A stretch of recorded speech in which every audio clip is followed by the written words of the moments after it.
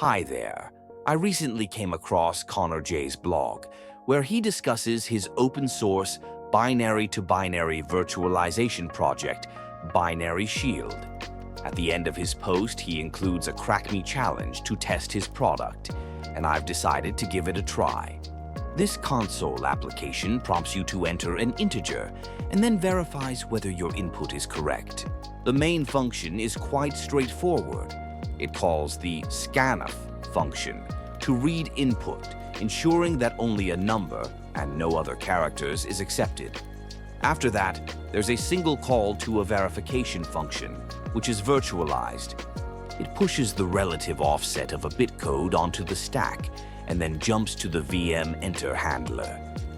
This handler pushes the general registers onto the stack before continuing with the execution of the bitcode.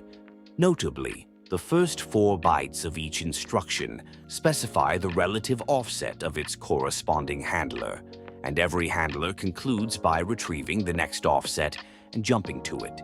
Scrolling through the assembly code for the handlers, you can observe a couple dozen distinct ones. All right, we've gathered enough to start analyzing it. But first, let's assess the scope of the issue by determining how many instructions are executed during the verification call. I set up a trace in x64dbg and ran it, and as you can see, it's executing fewer than 2,000 in hexadecimal instructions. Importantly, there are no external calls, special instructions, or debugging overhead. This is good news for our analysis. One of the first strategies I use for challenges like this is to emulate the code and brute force the value, which helps me avoid diving directly into the handler analysis. To do this, I've created a mini dump capturing the program state right before the verify function is called, and I've added an exit hook immediately after the call.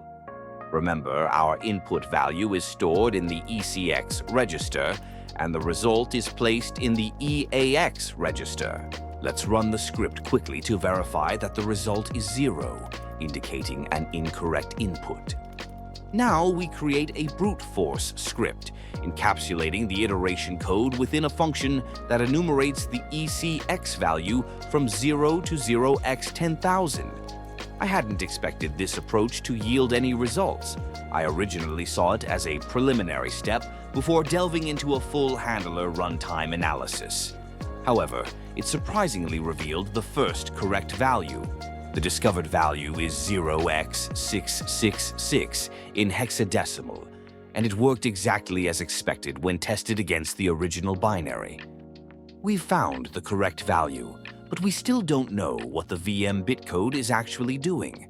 Let's try to uncover its purpose without breaking too much of a sweat. I used Cursor Composer and consulted an LLM to assign names to the handlers based on their disassembly. After 2 or 3 rounds of back and forth, I got what I needed. Then I installed hooks on every handler to capture a complete log of the executed instructions.